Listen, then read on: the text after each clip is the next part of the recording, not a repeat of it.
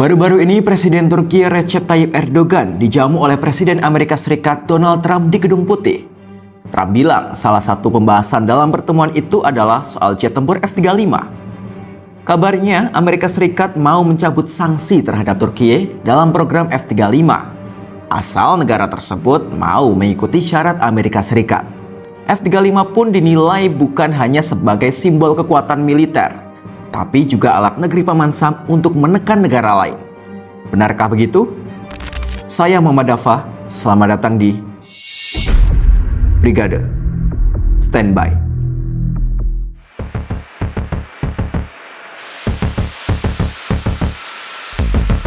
Program jet tempur F-35 kembali jadi sorotan, bukan hanya karena teknologi dan kemampuannya, tapi juga karena bisa menjadi kartu as Presiden Donald Trump untuk membuat kesepakatan. Seperti yang terjadi baru-baru ini di Gedung Putih saat ia menjamu Presiden Recep Tayyip Erdogan. Amerika Serikat membuka peluang bagi Turki untuk kembali ke program F-35 mereka setelah 6 tahun mereka dikeluarkan dari program ini akibat membeli sistem pertahanan S-400 Rusia.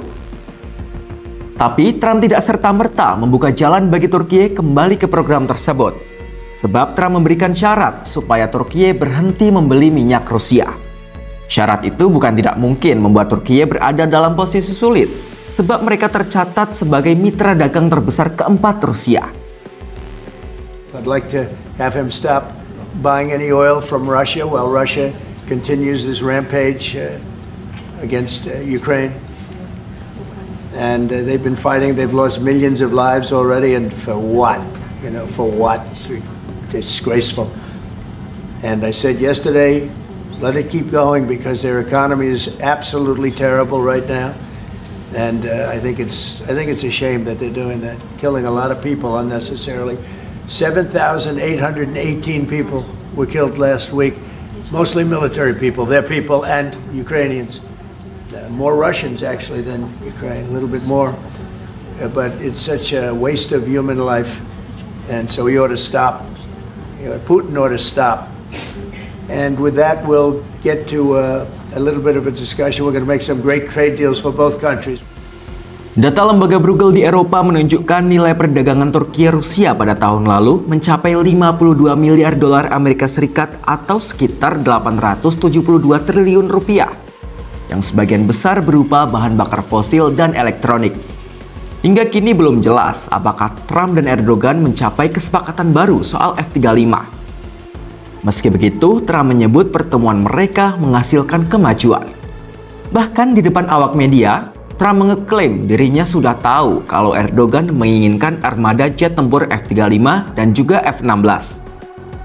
He's respected very much in his country and all throughout Europe and throughout the world where they know him. He's built a tremendous military, powerful military, uses a lot of our equipment. And it's an honor to have him at the White House. We're going to have a lunch together. We're going to have a discussion, big discussion. We do a lot of trade with Turkey and we're going to continue. We're going to do some additional trade. They want to buy F-16s, F-35s and some other things. And we're going to talk to them about that, and we're just going to have, I think, a very interesting couple of hours. We're going to get a lot done. Nah, itu tadi contoh kasus di mana Amerika Serikat menggunakan F-35 mereka di meja perundingan untuk memberi tekanan ke negara lain yang ingin memiliki jet tempur tersebut. Tapi buat negara yang sudah deal membeli pesawat tersebut, Amerika Serikat juga memberi tekanan supaya tidak membatalkannya. Contohnya adalah Kanada yang tengah meninjau ulang proyek senilai 227 triliun rupiah untuk membeli 88 unit F-35. Amerika Serikat langsung memberi peringatan keras. Gedung Putih menyebut pembatalan bisa membawa konsekuensi serius, termasuk bagi kelangsungan Komando Pertahanan Aerospace Amerika Utara atau NORAD. Masalahnya program F-35 yang dibeli Kanada ini mengalami pembengkakan biaya sebesar 98 triliun dan bahkan bisa molor jadi 5 tahun. Udah gitu Lockheed Martin kabarnya gagal memenuhi target pengiriman 110 jet pada 2024 dengan rata-rata penundaan hingga 238 hari yang meningkat drastis dari 61 hari di tahun sebelumnya. Ya, singkatnya Kanada sebagai pembeli nggak mau rugi, baik itu rugi biaya karena membengkak dan rugi waktu karena molor. Tapi kalau dibatalin, Amerika Serikat sebagai penjual kasih warning bakal ada konsekuensi serius tanpa ngasih penjelasan apa konsekuensinya.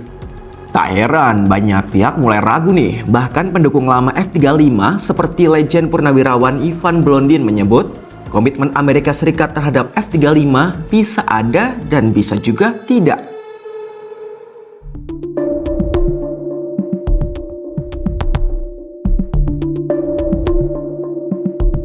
Amerika Serikat juga menunjukkan sikap keras terhadap urusan penjualan jet tempur F-35. Nggak cuman Kanada yang diminta patuh pada aturan main Washington, karena Spanyol juga mengalaminya. Rencana Spanyol untuk membeli F-35 produksi Lockheed Martin akhirnya ditunda setelah anggaran pertahanan mereka harus diprioritaskan untuk penguatan pertahanan Eropa melalui NATO. Pada 2025 ini, NATO menargetkan setiap anggotanya untuk berkontribusi dalam pendanaan pertahanan dengan mengeluarkan anggaran sebesar 2% dari produk domestik bruto negara mereka. Hal ini juga telah diumumkan oleh Perdana Menteri Spanyol Pedro Sanchez. Dan sudah pasti bisa ditebak gimana reaksi Trump mengetahui kabar ini. Selain memberikan kritik keras kepada Sanchez, pada saat itu Trump juga melontarkan ancaman berupa tarif tambahan bagi produk asal Spanyol.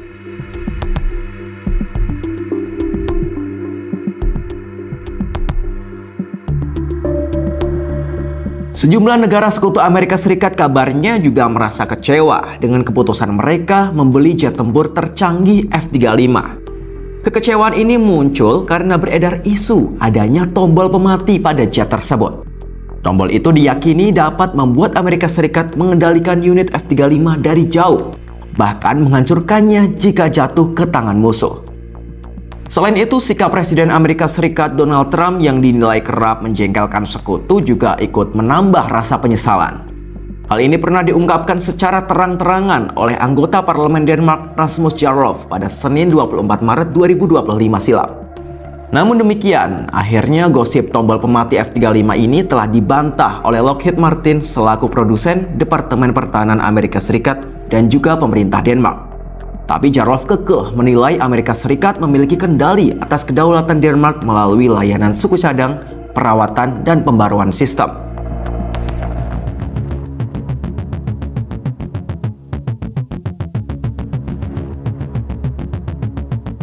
F-35 sendiri memang menjadi salah satu pesawat andalan Angkatan Udara Amerika Serikat dan sudah menggantikan peran pesawat legendaris F-16. Pesawat itu diperkenalkan kali pertama pada 2 Agustus 2016.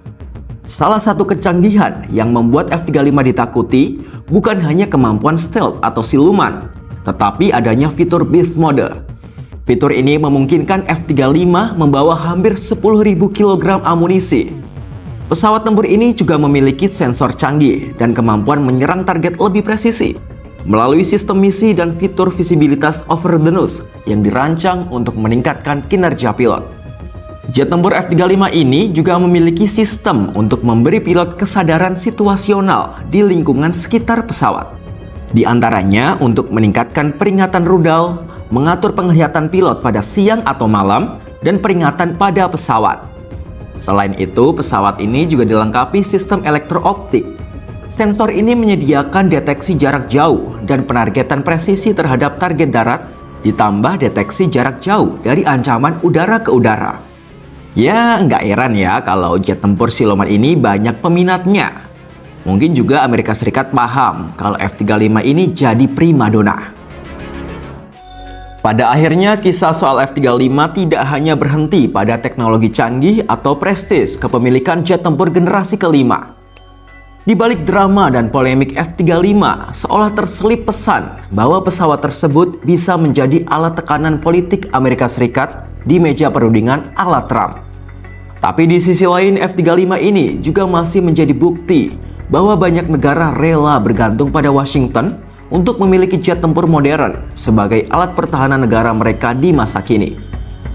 Saya Muhammad Dava pamit, sampai jumpa di brigade selanjutnya. Bye!